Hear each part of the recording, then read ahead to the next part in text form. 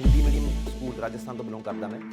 कोई CBSE education नहीं सी मेरी। फिर मैंने समझ आई, मैं कोचिंग्स भी चेंज करके वेखियां। ITP ਦਾ ਐਗਜ਼ਾਮੀਨਰ ਕੰਪਲੀਟਲੀ ਡਿਨਾਈ ਕਰਦਾ ਹੈ ਇਹੋ ਜਿਹੀਆਂ ਗੱਲਾਂ ਨਹੀਂ ਲਿਖਣੀਆਂ ਤਾਂ ਬੈਂਡ ਵਧੀਆ ਆਏਗਾ। ਚਾਰ ਕੰਡੀਸ਼ਨਾਂ ਹੁੰਦੀਆਂ 10 ਕੁਝ ਬੈਂਡ ਦਿੰਦੀਆਂ। अंग्रेजी विच गल करो बिना डरे बिना शर्माए। Download Josh talks English speaking app. ਸਤਿ ਸ਼੍ਰੀ ਅਕਾਲ ਜੀ ਸਾਰਿਆਂ ਨੂੰ।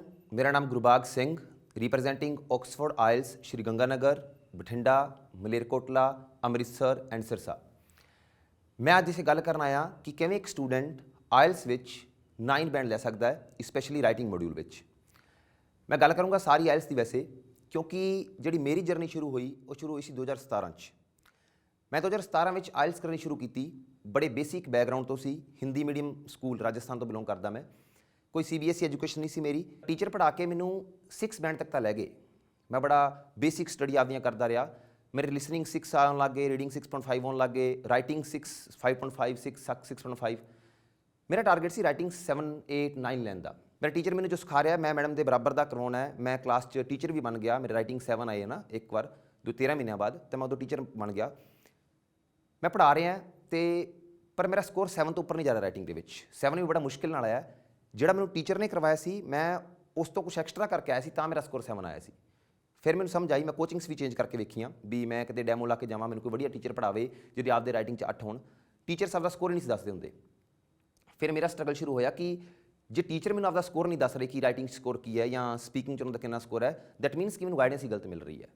ਫਿਰ ਜਦੋਂ ਮੈਂ ਟੀਚਰ ਬਣਿਆ, ਮੈਂ ਆਪ ਦਾ ਸਟਰਗਲ ਸ਼ੁਰੂ ਕੀਤਾ। ਮੈਂ ਨੋਟਿਸ ਕਰਨ ਲੱਗਿਆ ਕਿ ਐਕਚੁਅਲੀ 'ਚ ਇਹੋ ਜਿਹਾ ਕੀ ਹੈ ਰਾਈਟਿੰਗ ਦੇ ਵਿੱਚ ਵੀ ਆਪਣਾ ਸਕੋਰ ਨਹੀਂ ਆ ਰਿਹਾ, ਜਾਂ ਰੀਡਿੰਗ 'ਚ ਇਹੋ ਜਿਹਾ ਕੀ ਟ੍ਰਿਕਸ ਹੈ ਸਕੋਰ ਨਹੀਂ ਆ ਰਿਹਾ, ਤਾਂ ਮੈਨੂੰ ਪੜ੍ਹਾਇਆ ਹੀ ਗਲਤ ਗਿਆ ਸੀ।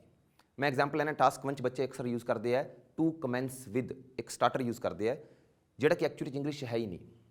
ਜਾਂ ਉਸ ਤੋਂ ਇਲਾਵਾ ਮੈਂ ਗੱਲ ਕਰਾਂ, ਬਹੁਤ ਸਾਰੇ ਇਹੋ ਜਿਹੇ ਵਰਡ ਕਨਕਲੂਜ਼ਨ ਰਾਈਟਿੰਗ ਟਾਸਕ 2 'ਚ ਲਿਖਦੇ ਹੈ ਟੂ ਰੀਕੈਪੀਚੂਲੇਟ, ਐਕਚੁਅਲੀ 'ਚ ਸੂਟੇਬਲ ਵਰਡ ਨਹੀਂ ਹੈ। ITP ਦਾ ਐਗਜ਼ਾਮੀਨਰ ਕੰਪਲੀਟਲੀ ਡਿਨਾਈ ਕਰਦਾ ਹੈ ਕਿ ਤੁਸੀਂ ਇਹ ਚੀਜ਼ਾਂ ਨਹੀਂ ਯੂਜ਼ ਕਰਨੀਆਂ, ਇੰਗਲਿਸ਼ ਦੇ ਬਿਯੋਂਡ ਲਿਮਿਟ ਹੈ, ਇੰਗਲਿਸ਼ ਦੇ ਵਿੱਚ ਨਹੀਂ ਹੈ, ਸੂਟੇਬਲ ਨਹੀਂ ਹੈ।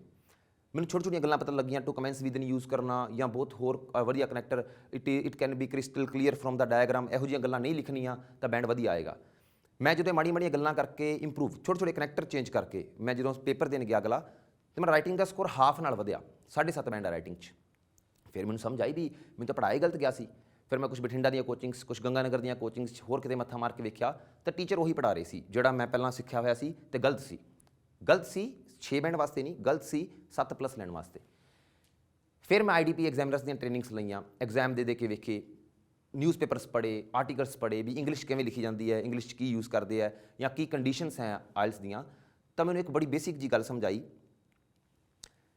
ਮੈਂ ਕਹਿੰਦਾ ਰਾਈਟਿੰਗ ਟਾਸਕ 2 ਦੀ ਇੱਕ ਲਾਈਨ ਬੋਲਦਾ, ਬੜਾ ਬੇਸਿਕ ਰਾਈਟਿੰਗ ਟਾਸਕ 2, ਅਤੇ ਤੁਹਾਨੂੰ ਲੱਗੂਗਾ ਕਿ ਇਹ ਤਾਂ ਬੜਾ ਸੌਖਾ ਪੇਪਰ 'ਚ ਆ ਗਿਆ। ਅਗਰ ਉਹ ਟਾਸਕ ਵੀ ਤੁਹਾਡੇ ਐਗਜ਼ਾਮ 'ਚ ਆਇਆ, ਤੁਹਾਡਾ ਫਿਰ ਵੀ 9 ਬੈਂਡ ਦਾ ਜਵਾਬ ਨਹੀਂ ਜਾਏਗਾ ਉਹਦਾ। ਟਾਸਕ ਬੜਾ ਸਿੰਪਲ ਹੈ।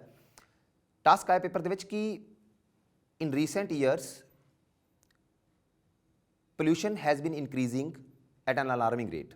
ਪਿਛਲੇ ਕੁਝ ਸਾਲਾਂ ਤੋਂ ਜਿਹੜਾ ਪੋਲਿਊਸ਼ਨ ਹੈ ਉਹ ਬੜੇ ਤੇਜ਼ੀ ਨਾਲ ਵੱਧ ਰਿਹਾ ਹੈ। ਪੋਲਿਊਸ਼ਨ ਵੱਧ ਰਿਹਾ ਹੈ ਪਿਛਲੇ ਸਾਲਾਂ 'ਚ। ਇਹਦੇ ਕੀ ਕਾਰਨ ਹੈ ਅਤੇ ਇਹਦੇ ਕੀ ਸੋਲਿਊਸ਼ਨ ਹੋ ਸਕਦੇ ਆ? ਇਹ ਬੇਸਿਕ ਜਿਹਾ ਸਵਾਲ ਹੈ, ਰਾਈਟਿੰਗ ਟਾਸਕ ਕੁਝ ਐਸੇ ਆਉਂਦਾ ਅਤੇ ਬੱਚੇ ਇਹਦਾ ਰਿਪਲਾਈ ਕਰਦੇ ਆ ਬੜਾ ਆਸਾਨ ਕਿ ਸਰ ਪੋਲਿਊਸ਼ਨ ਦਾ ਇੱਕ ਮੇਨ ਕਾਰਨ ਹੈ ਜੀ ਪਬਲਿਕ ਵਹੀਕਲ ਦਾ ਯੂਜ਼, ਅਤੇ ਪੋਲਿਊਸ਼ਨ ਦਾ ਦੂਜਾ ਕਾਰਨ ਹੈ ਮੇਨ ਡੀਫੋਰੈਸਟੇਸ਼ਨ ਲਾ ਲਓ। ਬਿਲਕੁਲ ਸਹੀ ਗੱਲ ਹੈ, ਇਹ ਪੋਲਿਊਸ਼ਨ ਦੇ ਕਾਰਨ ਹੈ।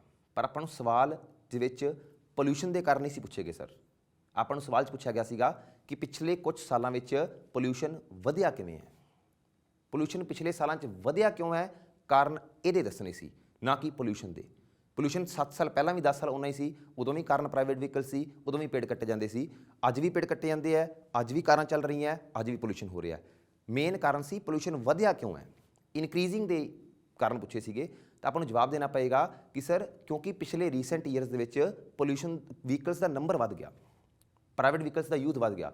ਜਾਂ ਗੱਲ ਕਰੀਏ ਪੇੜ ਜ਼ਿਆਦਾ ਕੱਟੇ ਜਾਣ ਲੱਗ ਗਏ ਪੋਪੂਲੇਸ਼ਨ ਦੀ ਡਿਮਾਂਡ ਪੂਰੀ ਕਰਨ ਵਾਸਤੇ, ਇੰਡਸਟਰੀਜ਼ ਲਾਉਣ ਵਾਸਤੇ, ਜਾਂ ਪੋਪੂਲੇਸ਼ਨ ਵੱਧ ਰਹੀ ਹੈ ਤਾਂ ਉਹਦੇ ਨਾਲ ਇੰਡਸਟਰੀਜ਼ ਜ਼ਿਆਦਾ ਲਾਉਣੀਆਂ ਪੈ ਰਹੀਆਂ, ਘਰ ਜ਼ਿਆਦਾ ਬਣਾਉਣੇ ਪੈ ਰਹੇ ਹੈ, ਡੀਫੋਰੈਸਟੇਸ਼ਨ ਜ਼ਿਆਦਾ ਹੋ ਰਿਹਾ, ਲੋਕਾਂ ਨੂੰ ਜਗ੍ਹਾ ਦੀ ਲੋੜ ਹੈ, ਫਾਰਮਿੰਗ ਕਰਨ ਵਾਸਤੇ ਪੇੜ ਕੱਟਣੇ ਪੈ ਰਹੇ ਹੈ। ਇਹ ਗੱਲਾਂ ਪਿਛਲੇ ਸਾਲਾਂ ਵਿੱਚ ਹਰੇਕ ਗਰੀਬ ਤੋਂ ਗਰੀਬ ਬੰਦਾ ਵੀ ਕਾਰ ਲੈ ਰਿਹਾ ਆਪਦੀ। ਲੋਕਾਂ ਦਾ ਕਾਰ ਯੂਜ਼ ਕਰਨ ਦਾ, ਕਾਰ ਯੂਜ਼ਰਸ ਦਾ ਨੰਬਰ ਵੱਧ ਗਿਆ, ਕਾਰ ਓਨਰਸ਼ਿਪ ਵੱਧ ਗਈ ਹੈ, ਇਸ ਕਰਕੇ ਪੋਲਿਊਸ਼ਨ ਵੱਧ ਰਿਹਾ। ਇਹ ਬੜਾ ਬੇਸਿਕ ਜਿਹਾ ਜਵਾਬ ਸੀਗਾ। ਬਸ ਇੰਨਾ ਕੁ ਫਰਕ ਪਏਗਾ ਕਿ ਤੁਸੀਂ ਅਗਰ ਕਾਰਾਂ ਯੂਜ਼ ਕਰਨਾ ਅਤੇ ਪੇੜ ਕੱਟਣਾ ਕਾਰਨ ਦਿੱਤੇ ਹੈ ਤਾਂ ਬੈਂਡ ਟਾਸਕ ਰਿਸਪੌਂਸ ਦੇ 5 ਹੋਣਗੇ। 4 ਕੰਡੀਸ਼ਨਾਂ ਹੁੰਦੀਆਂ ਟਾਸਕ 2 'ਚ ਬੈਂਡ ਲੈਣ ਦੀਆਂ, task response, coherence and cohesion, lexical resource, grammatical range and accuracy.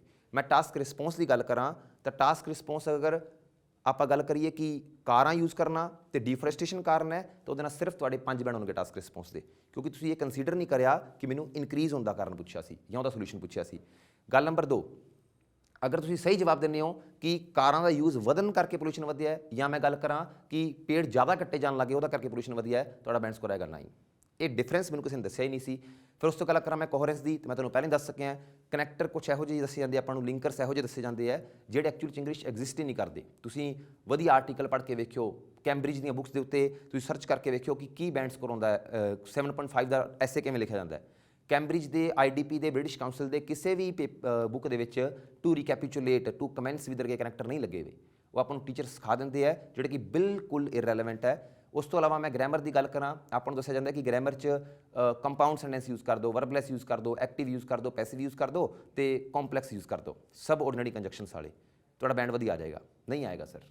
Grammar ਦੇ 9 ਬੈਂਡ ਲੈਣ ਵਾਸਤੇ ਆਪਾਂ ਨੂੰ ਇਹ ਵੀ ਪਤਾ ਹੋਣਾ ਚਾਹੀਦਾ ਹੈ ਕਿ ਕੰਡੀਸ਼ਨਲ ਸੈਂਟੈਂਸ ਦੀਆਂ 4 ਡਿਗਰੀਆਂ ਹੁੰਦੀਆਂ, 0 degree conditional, 1 degree conditional, 2 degree, 3 degree. Conditional sentence if ਵਾਲਾ, ਇਫ ਤੋਂ ਸ਼ੁਰੂ ਹੁੰਦਾ ਜਿਹੜਾ, ਜਾਂ ਵੈਨ ਤੋਂ ਸ਼ੁਰੂ ਹੁੰਦਾ, ਉਹਦੀਆਂ 4 ਡਿਗਰੀਆਂ, 4 ਡਿਗਰੀਆਂ ਦੇ ਬੈਂਡ ਅਲੱਗ-ਅਲੱਗ ਲੈਵਲ ਦਾ ਹੈ। ਕੋਈ 6 ਬੈਂਡ ਦਾ ਰਿਪਲਾਈ ਹੈ, ਕੋਈ ਇਫ ਵਾਲਾ ਸੈਂਟੈਂਸ 9 ਬੈਂਡ ਵਾਲਾ ਹੈ, ਕੋਈ 8 ਬੈਂਡ ਵਾਲਾ ਹੈ।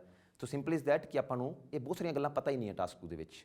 ਅੱਜ ਦਾ ਮੇਰਾ ਫੋਕਸ ਇਹੀ ਸੀਗਾ ਕਿ ਮੈਂ ਇੱਕ ਸਟੂਡੈਂਟ ਜਿਹੜੇ ਬੱਚੇ ਨੂੰ ਇਨਕਰੀਜ਼ ਦਾ ਮਤਲਬ ਨਹੀਂ ਸੀ ਪਤਾ, ਤੇ ਅੱਜ ਮੈਂ ਅਗਰ ਰਾਈਟਿੰਗ 'ਚ 8 ਅਚੀਵ ਕੀਤਾ ਹੈ, 9 ਨਹੀਂ ਆਇਆ ਮੇਰੇ ਰਾਈਟਿੰਗ ਦੇ ਵਿੱਚ, ਉਹਦੀ ਵੀ ਕਮੀ ਸੀ ਕਿ ਮੈਨੂੰ ਆਰਟੀਕਲਸ ਦਾ ਯੂਜ਼ ਨਹੀਂ ਸੀ ਆਉਂਦਾ। ਜੇਕਰ ਤੁਸੀਂ ਇਸ ਵੀਡੀਓ ਦੇ ਅਖੀਰ ਤੱਕ ਆਏ ਹੋ ਤੇ ਤੁਹਾਨੂੰ ਵੀ ਜ਼ਰੂਰ ਮੇਰੀ ਤਰ੍ਹਾਂ ਇੰਸਪੀਰੇਸ਼ਨ ਮਿਲੀ ਹੋਏਗੀ। ਅਸੀਂ ਸਾਰੇ ਆਪਣੀ ਜ਼ਿੰਦਗੀ ਵਿੱਚ ਮੁਸ਼ਕਿਲਾਂ ਦਾ ਸਾਹਮਣਾ ਕਰਦੇ ਹਾਂ ਕਿਉਂਕਿ ਸਾਨੂੰ ਇੰਗਲਿਸ਼ ਬੋਲਣੀ ਨਹੀਂ ਆਉਂਦੀ। ਜਿਸ ਤਰ੍ਹਾਂ ਕਿ ਆਪਣੀ ਸੁਪਨਿਆਂ ਦੀ ਨੌਕਰੀ ਨਾ ਮਿਲਣਾ, ਜਾਂ ਬਾਹਰ ਜਾਣ ਦੀ ਅਪੋਰਚੁਨਿਟੀ ਗਵਾ ਲੈਣਾ, ਜਾਂ ਫਿਰ ਸਿਰਫ ਦੋਸਤ ਹੀ ਨਾ ਬਣਾ ਪਾਉਣਾ।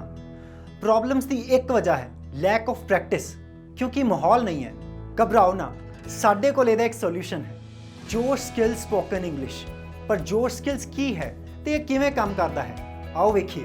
ਇਹਦੇ ਅੰਦਰ ਸਾਨੂੰ ਮਿਲਦੇ ਨੇ 4 ਸੈਕਸ਼ਨਸ, ਗ੍ਰਾਮਰ, ਵੋਕੈਬੂਲਰੀ, ਸਪੀਕਿੰਗ ਅਤੇ ਰੀਡਿੰਗ ਕਲਾਸਿਸ। ਫਿਰ ਆਉਂਦਾ ਹੈ ਸਾਡਾ ਫੇਵਰੇਟ ਪਾਰਟ ਇਸ course the, practice with partner. ਅਸੀਂ ਸਾਰੇ ਇੱਕ ਅਜਿਹੀ ਥਾਂ ਲੱਭਦੇ ਹਾਂ ਜਿੱਥੇ ਅਸੀਂ ਸਿੱਖ ਸਕੀਏ ਅਤੇ ਕੋਈ ਸਾਨੂੰ ਜੱਜ ਨਾ ਕਰੇ।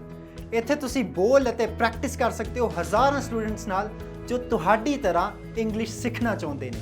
ਆਪਣਾ ਫ੍ਰੀ ਟਰਾਇਲ ਲਵੋ ਤੇ ਅੱਜ ਤੋਂ ਹੀ ਸਿੱਖਣ ਦਾ ਸਫ਼ਰ ਸ਼ੁਰੂ ਕਰੋ। ਇਸ ਵੀਡੀਓ ਬਾਰੇ ਆਪਣੀ ਰਾਏ ਕਮੈਂਟ ਸੈਕਸ਼ਨ ਵਿੱਚ ਸਾਨੂੰ ਦੱਸੋ ਅਤੇ ਆਪਣੇ ਮਿੱਤਰਾਂ ਨਾਲ ਇਹ ਵੀਡੀਓ ਸ਼ੇਅਰ ਕਰਨਾ ਨਾ ਭੁੱਲਿਓ।